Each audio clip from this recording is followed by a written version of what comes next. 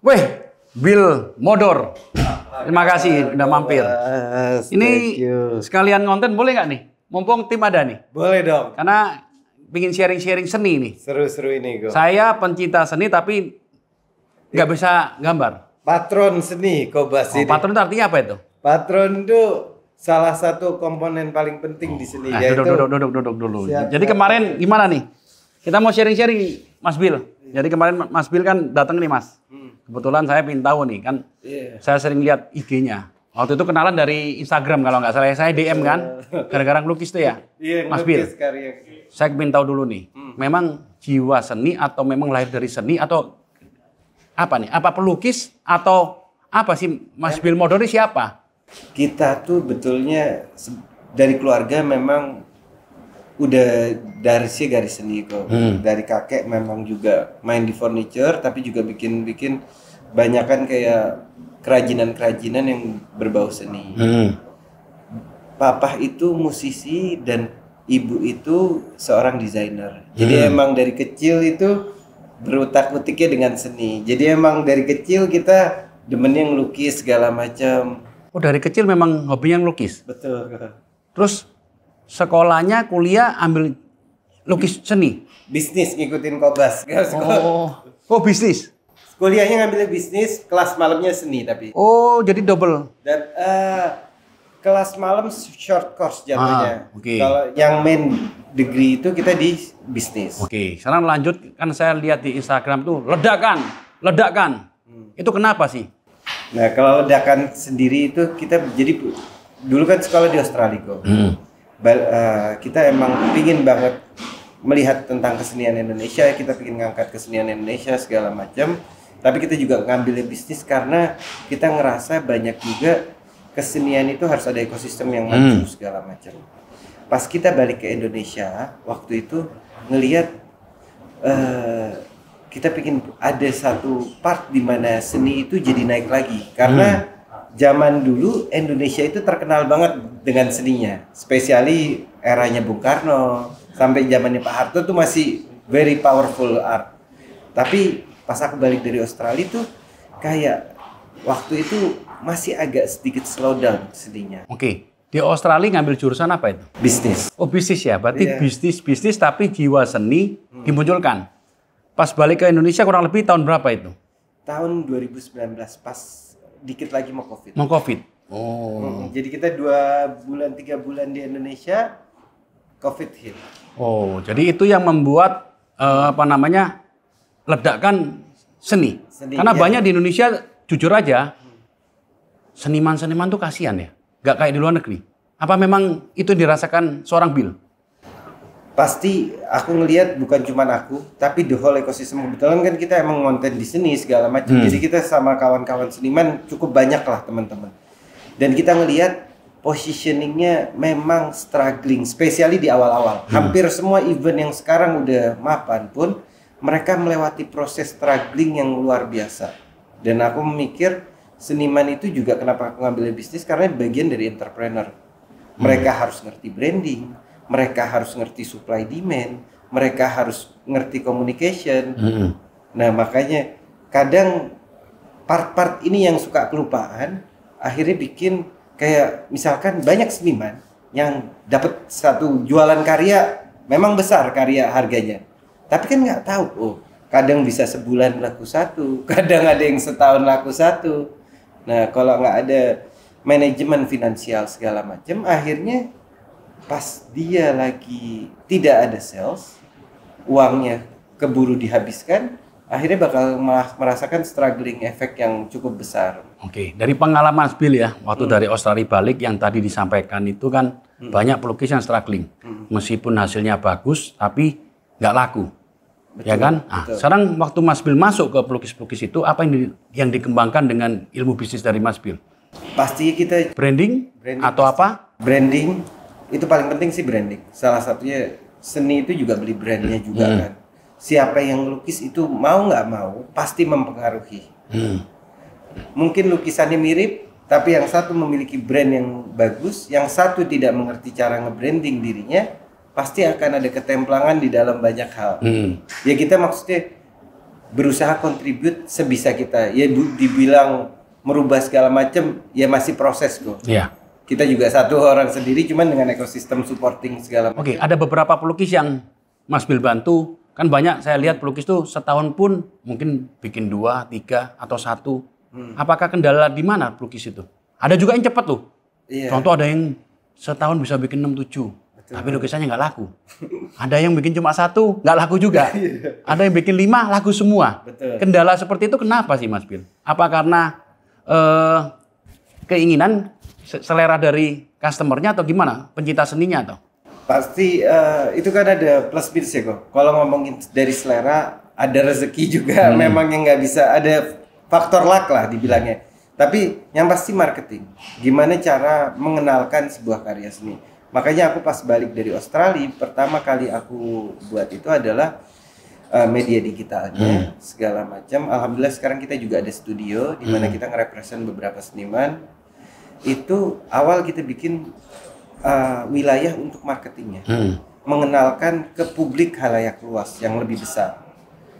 Karena aku seniman-seniman Indonesia itu kalau diadu skill setnya, wawasannya segala macam, nggak kalah. Sangat representatif. Cuma memang secara branding kita lihat lah ya, kita punya pemandangan yang indah.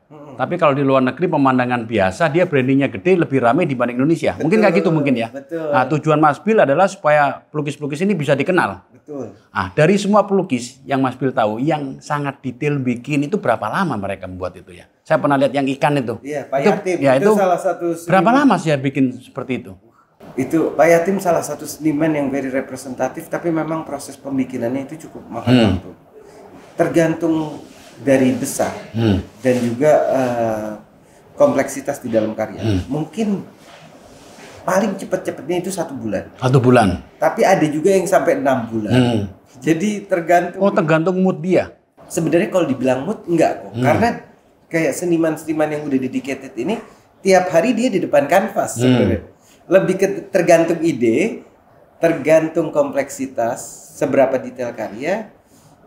Ya 2 hal ini yang paling berpengaruh ya. Oke, saya tanya lagi. Kan mereka gambar nih. Mas Bill yang bantuin secara branding. Nah, jadi hidup mereka sehari-hari gimana itu? Nah, Apakah dia bayar sendiri, apa dari dengan jual lukisan atau gimana? Kan sebulan 1 belum tentu laku juga nih. kalau kebetulan beberapa seniman yang kita represent itu adalah seniman-seniman yang memang sudah established kok. Yang kiranya kita push lebih jauh lagi. Cuman secara kerjasama pun ya kita pasti supporting system. Artinya kalau ada yang bisa dibantu dari seniman itu ya kita bantukan. Kalau mereka bisa bantukan kita. Jadi bentuknya itu sudah kekeluargaan. Oh, kolaborasi lah, sinergi lah. Jadi Sinergi kalau lo butuh ini, tapi yang ini sama-sama lah ya. Jangan menang sendiri lah ya gitu ya. Dan kebetulan seniman-seniman yang baik itu rata-rata kita dari experience kita, dia punya jiwa dan hati yang luar biasa. Itu sih itu ya. Karena beliau juga seniman ya. Jadi kalau Mas Bill kan juga ngelukis juga saya lihat ya. Itu ciri khas apa yang Mas Bill tonjolkan? Kalau karya-karyaku sebenarnya lebih ngangkat lebih ke kontemporer, lebih ngomongin sesuatu yang relevan pada hari ini dengan gaya realis tapi juga ada romantisme. Jadi banyak karya-karyaku tuh lebih ngangkat simbolik-simbolik. Jadi bahasanya tuh lebih satir atau lebih harus dicermati baru ternyata mau ngungkapin ini. Kemarin kan ngadain acara itu Mas Bill. Itu tujuannya apa sih acara itu? Nah, itu kemarin apa memang untuk seniman memfasilitasi supaya kan aku lihat ada wamen juga datang. Tujuan awalnya apa sih itu? Ini sebelumnya terima kasih banyak buat Kobas, salah satu supporting kita yang luar biasa. Yang gue tadi bilang, patron itu apa sih? Patron itu adalah orang yang dia mendedikasikan kecintaan dan juga memikirkan ekosistem seni. Dan Kobas adalah salah satu orang, kalau kita ngelihat di belakang koleksinya luar biasa dari seniman yang tua sampai yang muda. Kawan-kawan kita juga banyak di koleksi Kobas. Beliau punya kepedulian yang besar terhadap kesenian dan itu adalah patron kok. Dan kemarin pun kegiatan kita juga salah satu yang membuat suksesnya adalah Kobas. Amin, kita hanya bagian kecil lah. Cuma memang saya kan suka seni. Jadi saya pingin memang nggak cuma dinikmatin, tapi benar-benar orang bisa sayang seni. Walaupun kita nggak bisa seni, gambarnya susah saya. Tapi ngeliatin lukisan tuh kalau memang jodoh itu ada rasa nyambung gitu loh. Betul kok. Dan paling penting sebenarnya di ekosistem seni hari ini, yang paling kita butuhkan adalah kolektor. Kalau sebelum kita ngobrol itu aku ceritain dikit yang acara kemarin. Iya, itu gimana itu? Jadi kemarin itu kita bikin adalah acara tahunan kita, kerjasama juga sama IFEX, International Furniture Expo. Jadi kita nge-represent seniman-seniman representatif of Indonesia. Kita bawa 23 seniman, ada seniman wanita, ada seniman difabel juga, ada 2 seniman autism kemarin itu yang diajak. Ada seniman senior seperti Pak Nyoman Warta, Ugo Untoro, Nasirun Putus Tawijaya. Ada juga seniman-seniman muda. Nah, ada Pak Yatim juga. Iya, Pak Yatim. Kita niat pertamanya adalah mengenalkan seni Indonesia ke internasional. Kebetulan kemarin tuh GDJ Expo itu kan International Furniture Expo. Berarti banyak orang luar juga yang datang. Ada 56 kurang lebihnya ya. Itu sekitar 56 negara lebih yang datang ke acara itu. Jadi hampir sekitar 70% itu foreigners kemarin. Ya, itu kesan mereka seperti apa itu dia? Very amazed dengan craftsmanship dan kompleksitas dari seniman kita.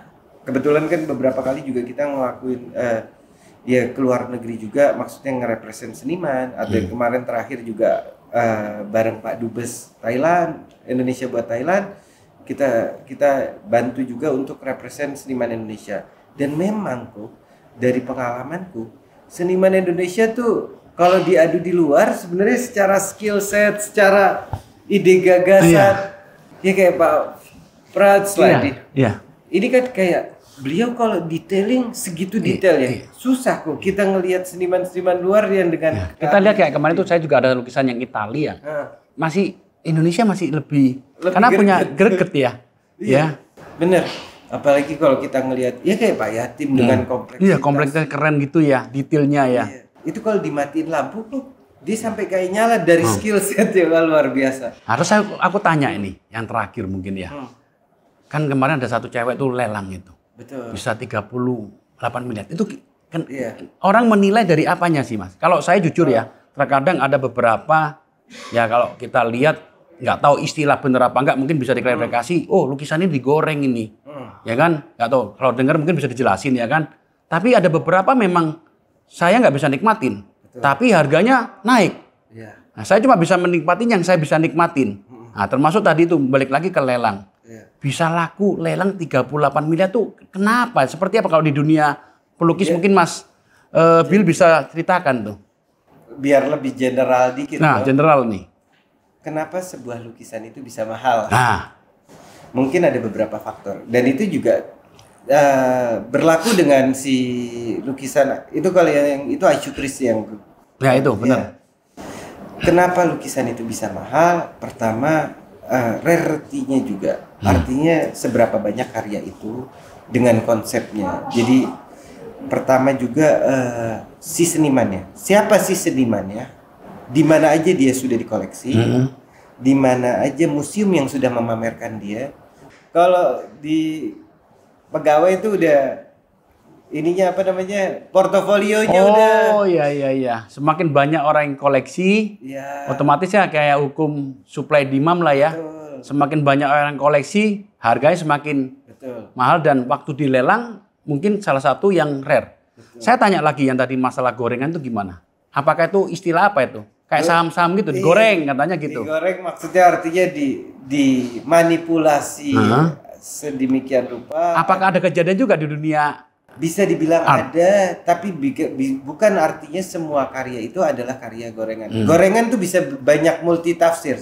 Ada bisa maksudnya ini gorengan artinya dimanipulasi, ada juga maksudnya kalau kayak musisi tuh diangkat lah ya. Diangkat. Oh, jadi ada segi positif dan negatifnya. Betul. Sebenarnya kalau konteksnya goreng itu adalah merepresent si seniman di tempat dan di orang-orang yang tepat, itu adalah hal yang wajib menurutku. Iya. Tapi kalau maksudnya goreng ini adalah memanipulasi, yang dibikin seakan-akan dia dimasukkan lelang, dibeli sendiri. Oh, nah, iya. itu yang mungkin akan backfire nanti. Backfire at the end, barang itu juga nggak akan laku ya. Betul. Karena tidak organik lah ya maksud saya ya. Saat itu organik dan memang itu dibuat dengan baik dan memang banyak orang yang apresiasi segala macam, automatically akan terjadinya harga yang naik dengan yang terakhir, tadi kan terakhir, ini terakhir sekali. Kenapa sih rata-rata pelukis itu once udah meninggal harganya naik? Tapi waktu masih hidup nggak semuanya. Ya kan, tapi contoh misalnya kita ngomong siapa aja lah, Van Gogh waktu hidup pun biasa aja, tapi itu udah selesai harganya langsung. Itu kenapa sih, Mas? Apakah bisa dipukul rata semua nggak sih? Nggak semua. Kalau senimannya terkenal, kemungkinan besar iya. Kalau senimannya nggak terkenal, mau mati ya. Maksudnya kalau emang karyanya itu nggak sama aja. Bisa jadi sama aja artinya. Tapi kalau memang senimannya representatif, kenapa mati itu menjadi bagian dari harganya biasanya naik?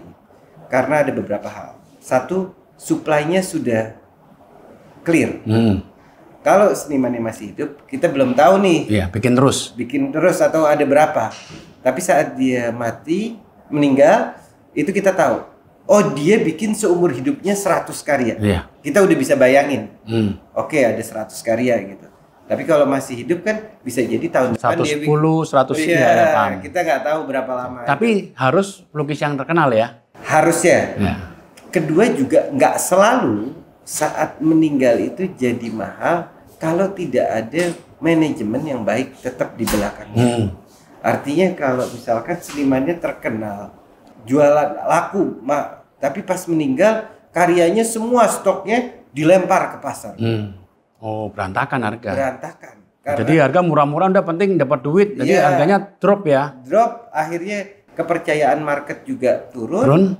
Akhirnya orang tambah buang ke pasar. Karena tidak terjadi kepercayaan lagi ya. Ya mirip-mirip bisnis lah ya. Makanya seni itu bagian dari entrepreneur juga. Makanya ngambilnya bisnis dan seni. Nah, kalau Ari Smith kan lukisan cuma kayak anak ETK. Kenapa mahal? Nah, saya pernah lihat tuh segini aja udah 50 juta. Kenapa Ari Smith mahal? Karena dia bikin gaya baru. Dia itu membuat gaya baru dan dia punya kontribusi yang sangat besar terhadap seni Bali. Jadi hampir bisa dibilang banyak sekali Ari Smith itu melahirkan murid-murid yang akhirnya kita bisa lihat di pasar sekarang itu lukisan-lukisan Bali yang gayanya seperti Ari Smith. Jadi beliau itu bukan cuma masalah bagaimana cara melukis ya, tapi kontribusi dia terhadap dunia seni itu sangat besar. Jadi orang-orang yang hebat itu muridnya Ari Smith. Jadi ya pantas lah gurunya. Oh ya, jadi nggak bisa dipukul rata karena ini, tapi kontribusi, perannya dia, sedetail apa, orang suka nggak suka, ya banyak bagian yang nggak bisa dipukul ratakan ya. Betul, kayak Ari Smith juga kan sebenarnya dia dulunya backgroundnya dari militer. Dia banyak naik helikopter. Dia itu kalau pemetaan kan dia itu.